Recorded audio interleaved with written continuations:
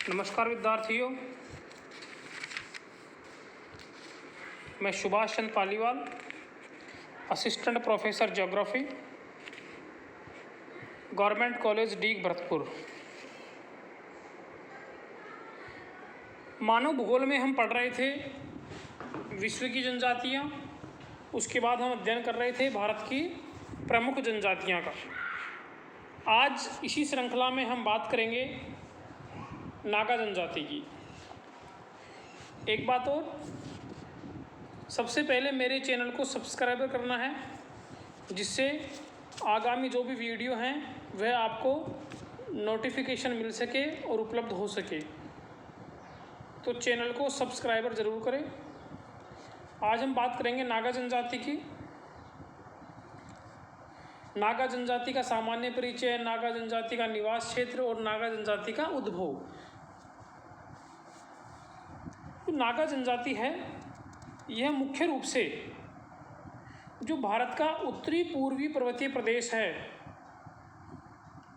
जहाँ के गारो, खासी, जयंतिया की पहाड़ियाँ हैं, नागालैंड, मणिपुर वाला क्षेत्र है, जो पटकोई पहाड़ियाँ हैं, उस क्षेत्र में ये लोग निवास करते हैं।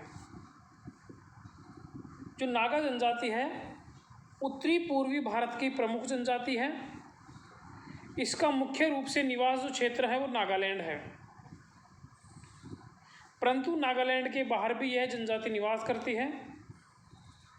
नागालैंड का बहुत बड़ा भाग है जो पहाड़ियों से घिरा हुआ है, तो यह जनजाति पहाड़ी क्षेत्र में निवास करती है। नागालैंड के अतिरिक्त यह पटकोई पहाड़ियों में मणिपुर और मिजोरम के पठारी भागों में तथा असम और अरुणाचल प्रदेश में भी नागा जनजाति के लोग निवास करते हैं।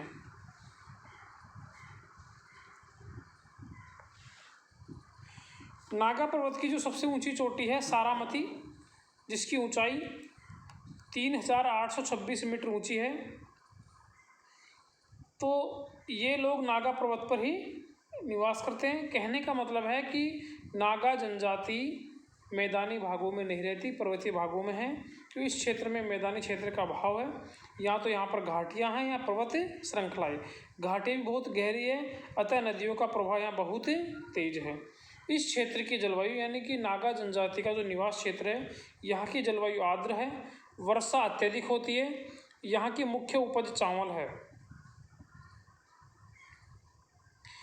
मणिपुर, मिजोरम और त्रिपुरा का जो पर्वतीय क्षेत्र से लेकर ब्रह्मपुत्र की जो अराकान पहाड़ियाँ हैं, यहाँ तक विस्तृत नाग पहाड़ियाँ में ये लोग निवास करते हैं। यहाँ पर कुकी, लसाई, लाखेर, चिन, जो कुकी, लसाई, लाखेर, चिन हैं, ये नागा जनजाति के उपवर्ग हैं। तो यहाँ पर कुकी, लसाई, लाखेर, चिन जनजातियाँ निवास करती है।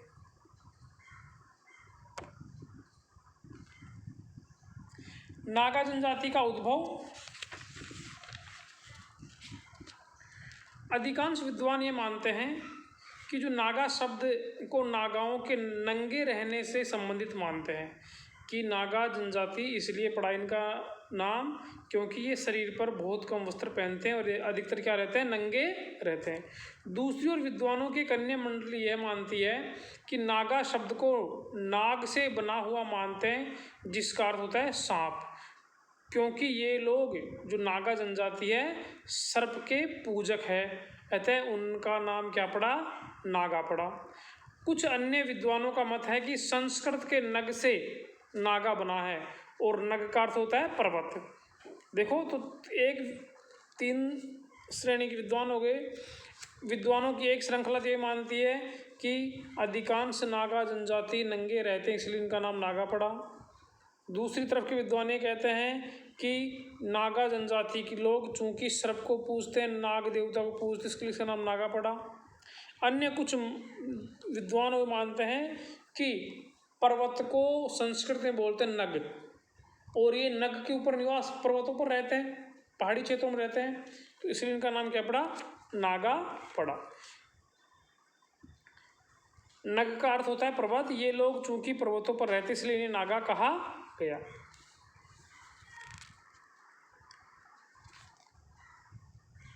नागा जनजाति की अर्थव्यवस्था। नागा जनजाति का मुख्य व्यवसाय कृषि कार्य करना, पशुपालन, आखेट, जहाँ पर जो सुविधाएं प्राप्त होती है नागा जनजाति ये कार्य करती है। कहीं कहीं पर नागा जनजाति के जो सदस्य हैं कुटीर उद्योग भी स्थापित कर लेते हैं। अब इनमें है आखेट। तो नागा जनजाति आखेट में प्रवीण होती है। पहाड़ी और मैदानी नागाओं की आखेट करने की विधि भिन्न भिन्न है। पहाड़ी लोग अलग तरीके से आखेट करते हैं और मैदानों में रहने वाले नागा अलग तरीके से आखेट करते हैं।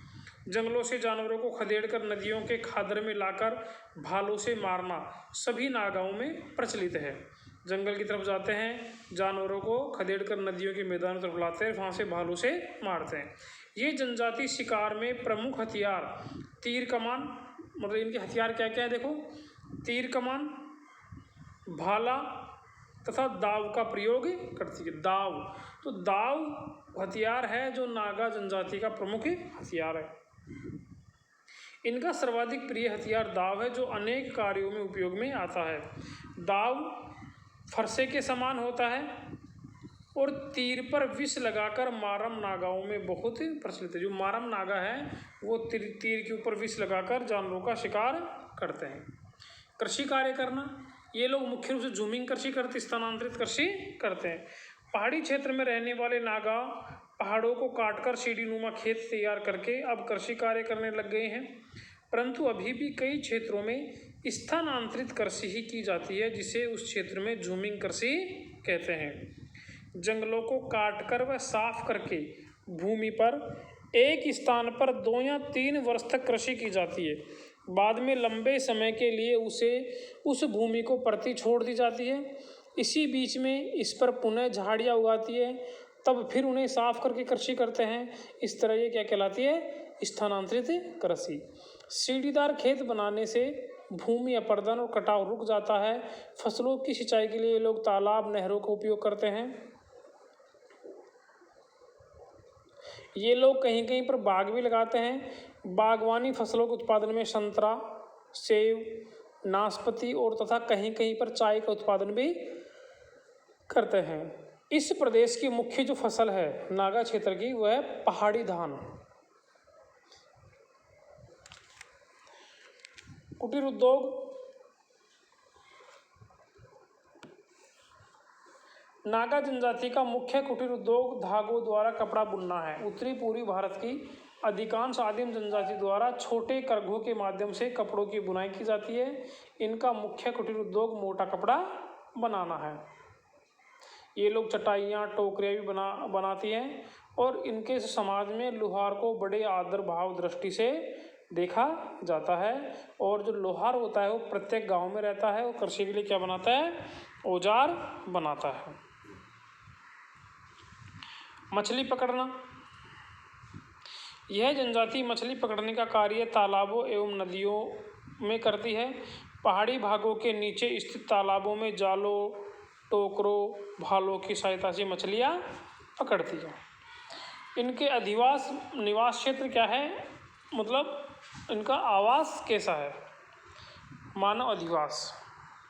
देखो नागा जनजाति का जो मानव अधिवास है ये पहाड़ी भागों में निवास करती है, अतः इनके मकान पहाड़ी कटकों पर बने होते हैं। पहाड़ी ढालों पर यह जनजाति कृषि कार्य करती है और गांव बसाने के लिए नागा लोग निम्न बातों को ध्यान रखते हैं। पास में जल का कोई स्थायी स्रोत हो और गांव के आसपास कृषि योग्य उपजाऊ भूमि है। वहीं पर ये लोग क्या करते हैं कि छोटी छोटी छतों के मकान बनाते हैं। औसतन एक गांव में इनके 200 से 300 तक घर पाए जाते हैं। इनके मकान प्राय 2-2 छतों के बने होते हैं। मकान में 2 दरवाजे होते हैं, सामने का दरवाज़ा बड़ा तथा पीछे का दरवाज़ा छोटा होता है। तो इनके मकान में हमेशा कितने दरवाजे होते हैं, 2। धनी नागा यानी पैसे वाले जो नागा होते हैं, धनी लोग होते हैं, धनी नागा अपने घरों में सींग और कुर्रे लगाते हैं। दरवाज़ों पर नागा बालों वाली खाल लटकाते हैं, जिस स्थान पर नागा लोग नृत्य करते हैं वहाँ एक वृत्ताकार ईंटों का घर बना होता है। जो मारम नागा है अपने घर का दरवाज़ा पश्चिम की ओर नहीं करते क्योंकि पश्चिम से शीतल वायु आती है। तो यह इनमें है, मारम नागा है, वो क्या करता है, पश्चिम की ओर अपने घर का मुख नहीं करते हैं। इनकी सामाजिक व्यवस्था की बात करें हम, तो नागा जनजाति में संयुक्त परिवार प्रथा पाई जाती है। ये मिलजुल कर रहते हैं, संयुक्त परिवार प्रथा पाई जाती है। लेकिन इनकी एक विशेषता है कि शादी के बाद पुत्र पिता से अलग मकान बनाकर रहता है। वैसे संयुक्त है लेकिन रहेगा कैसे, मकान अलग बनाकर रहेगा। कृषि कार्यों में स्त्रियां पुरुषों के साथ साथ काम करती है, यानी स्त्रियां भी कृषि कार्य करने में पुरुषों की मदद करती है। लेकिन आखेट करना केवल पुरुषों का कार्य है। जंगल में जाना, तीरबान और दाव हथियार से आखेट करना केवल किसका काम है, पुरुषों का काम है। इसमें स्त्री हाथ नहीं बटाती। प्रत्येक गांव का एक मुखिया होता है जो उनका पंच पटेल का फैसला करता है। प्रत्येक नागा जनजाति के समूह की अपनी बोली और पोशाक होती है। एक समूह है हो गया, उसकी अलग बोली पोशाक है, जिससे अन्य समूह से अपने आप को क्या कर सके, भिन्न कर सके। नागा जनजाति सदैव एक स्थान से दूसरे स्थान को जाते रहते हैं। नागाओं का जो युवा घर होता है, जिसे मोरंग नाम से जाना जाता है, मोरंग, तो जो मोरंग होता है ये नागाओं का युवा घर होता है। इसमें कुंवारे लड़के लड़कियां रहते हैं, मनोरंजन करते हैं, नाच गाने होते हैं, वहीं पर पाठशाला होती है। ये लोग पढ़ाई भी करते हैं, मनोरंजन भी करते हैं, एक दूसरे से परिचय बढ़ाते हैं और बाद में यहीं से इनकी शादी भी फिक्स हो जाती है। मोरंग में नाच गाने और मनोरंजन होता है। जब लड़का 6-7 वर्ष का होता है तो मोरंग जाना प्रारंभ कर देते हैं, यानी जब बचपन में ये लोग क्या करते हैं, मोरंग जाना प्रारंभ कर देते हैं। प्रारंभ में नौजवारी होरी, ये नौजवारी होरी होता है अपरिपक्व दल, यानी 6-7 साल के जो नागा हैं वहाँ पर जाने लग गए तो 3-4 साल तक इसको क्या बोलते हैं, अपरिपक्व दल बोलते हैं। क्या बोलते हैं, अपरिपक्व दल को बोलते हैं नौजवारी होरी। नौजवारी होरी यह अपरिपक्व दल है। तो आपसे पूछ रहे नौजवारी होरी क्या है, तो युवा गृह में नागा लोग जब जाते हैं 6-7 वर्ष के, तो इनका जो प्रारंभ है वो क्या कहलाता है, अपरिपक्व दल क्या कहलाता है, नौजवारी होरी। तथा 3 वर्ष बाद, यानी जब लोग इनको रहते रहते 3-4 साल हो जाते हैं, 3 वर्ष बाद ये तुकई बाहोरी, तुकई बाहोरी यानी परिपक्व बन जाते हैं। क्या बन जाते हैं, परिपक्व। तो अपरिपक्व दल नौजवार होरी और परिपक्व दल तुकई बाहोरी। मोरंग एक पाठशाला होने के साथ साथ मनोरंजन का केंद्र भी है और यहाँ पर लोग अपने आप को खुश नसीब मानते हैं और खुश रहते हैं। शादी के बाद सभी लोग पिता से अलग घर बनाकर रहते हैं। ये लोग शादी के बाद अपने पिता से अलग रहते हैं, लेकिन परिवार क्या रहता है, संयुक्त ही रहता है। मोरंग में अनुशासनहीनता करने पर इनको क्या करते हैं, दंड भी दिया जाता है। तो मोरंग में पाठशाला के साथ साथ मनोरंजन का केंद्र भी है। इसी के साथ यहाँ पर युद्ध सुरक्षा और अनेक प्रशिक्षण भी प्रदान किए जाते हैं और मोरंग में सदस्यों को अनुशासन सिखाया जाता है। अनुशासनहीनता पर उनको दंडित भी किया जाता है। नागाओं की नृत्य के प्रति विशेष अभिरुचि होती है और विशेष रूप में इनमें मुठ नृत्य, कौन सा नृत्य, मुठ नृत्य पर्याप्त लोकप्रियता प्राप्त कर चुका है। तो नागाओं का एक प्रसिद्ध नृत्य है मुठ नृत्य। विवाह के समय स्त्रियां प्राप्त करने के लिए लड़की के संरक्षक को कुछ धन दिया जाता है, यानी लड़की के पिता को कुछ पैसे देने पड़ते हैं। नागा जनजाति में बाल विवाह नहीं होते। ये लोग जादू टोनों में विश्वास करते हैं, देवी देवताओं में विश्वास करते हैं। इनके विचार में संसार में पंचभूतों के अलावा एक सूक्ष्म तक शक्ति और है। वर्तमान में ये लोग शिक्षा प्राप्त करने लग गए हैं और इनका सामाजिक परिवेश धीरे धीरे बदल रहा है। धन्यवाद। ये नागा जनजाति के बारे में हम बात की। मेरे चैनल को अवश्य सब्सक्राइबर करें जिससे आपको आगे आने वाले वीडियो मिल सके।